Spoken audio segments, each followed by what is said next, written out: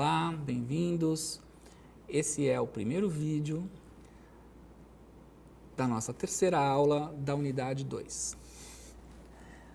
Nesse vídeo, a gente vai discutir áudio digital, as mediações do digital e os softwares de edição, vai falar um pouco de broadcasting e podcasting, vai falar do áudio e das oportunidades para ensino de línguas. Não nesse vídeo, mas nessa sequência de vídeos que representa essa aula, certo?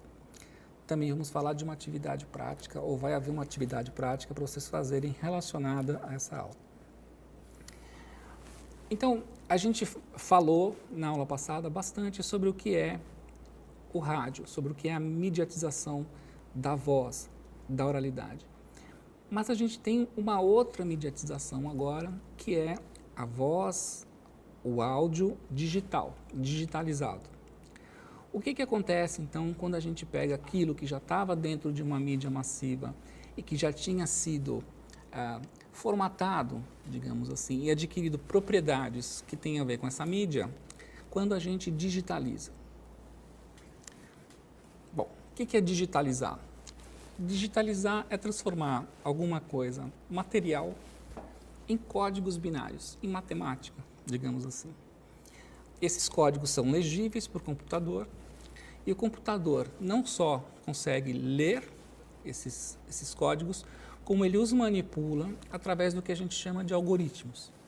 E algoritmos nada mais são do que sequências de passos pelas quais o computador consegue resolver certos problemas ou consegue efetuar certas ações que nos interessam.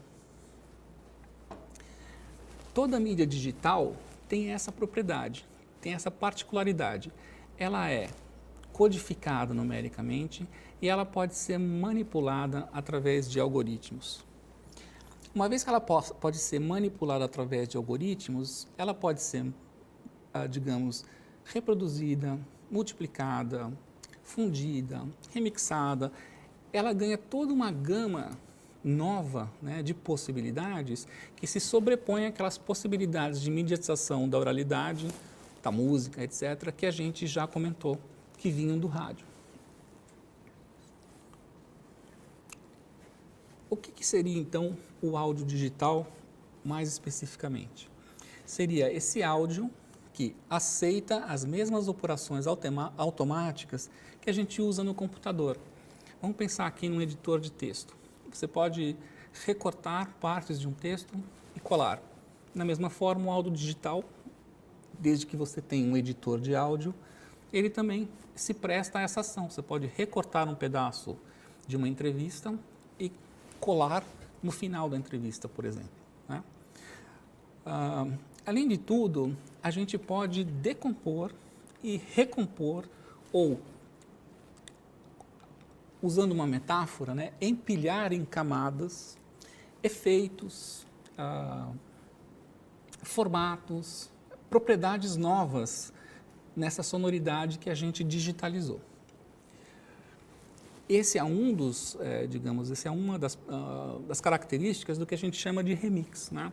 Então, por exemplo, vocês poderiam pegar essa aula, pegar uma parte do que eu falei, recortar e colar várias vezes em seguida e botar um fundo musical engraçado. E daí vocês criariam o que o pessoal chama de meme, né? Desde que isso pegasse, né, e fosse distribuído em massa. O que é mais interessante ainda?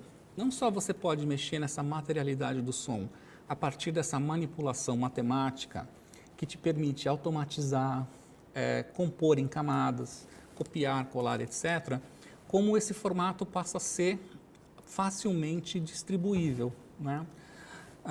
As pessoas com uma certa idade se lembram, né, quando você ouvia uma música no rádio, por exemplo, você precisaria gravar numa fita cassete para poder levar para ouvir na casa de um outro amigo que poderia regravar, etc. e tal. Não há mais a necessidade dessa materialidade.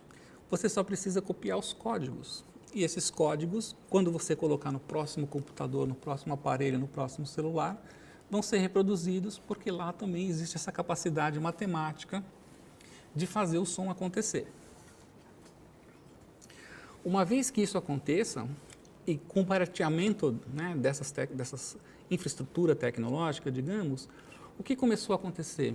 Vozes que não conseguiam o alcance dado pelo rádio começam a circular pela internet. E eu estou falando de vozes mesmo, né? Quantos e quantos artistas, músicos, cantores, se revelaram aí com vídeos no YouTube, com podcasts colocados em sites de distribuição de áudio, de música, etc. Né? Com isso também o que acontece? Aquela seletividade social que toda a mídia tem e que, recuperando o que foi dito para vocês na primeira unidade, né? A mídia não é inocente, ela escolhe a forma como ela quer representar os outros, então esses outros da mídia agora têm possibilidades também de representarem a si mesmo fazendo escolhas e com um alcance de distribuição que antes não era possível.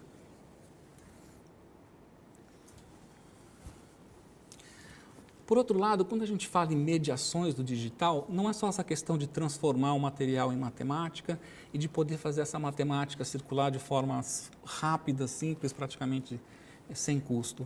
A gente também está falando de mediação no sentido social, no sentido das identidades, dos grupos sociais que são representados de formas distintas de acordo com a mídia e com sistemas de distribuição de mensagens, né? O que está acontecendo hoje é que conhecer as possibilidades dos modos e ser fluente nessas linguagens midiáticas não é mais uma questão digamos, identidade profissional. Passou a ser uma questão de cidadania, né? As pessoas que têm ideias, que querem promover suas ideias, que querem colocar seu ponto de vista sobre as coisas, né? Terão tanto mais, digamos, audiência, ou terão uma audiência tão mais qualificada, quanto mais eles forem capazes de usar essa linguagem com competência.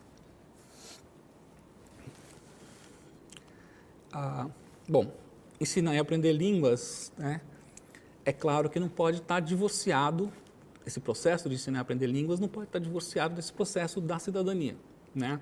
E digamos, das possibilidades novas de projetarmos as nossas vozes na nossa língua, na língua do outro. Ou de acessarmos vozes outras nas línguas que a gente ensina, que não aquelas do livro didático, das grandes empresas, dos conselhos, etc.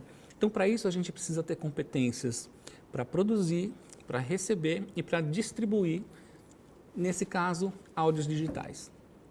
Eu vou encerrando por aqui e a gente espera você no segundo vídeo daqui a pouco.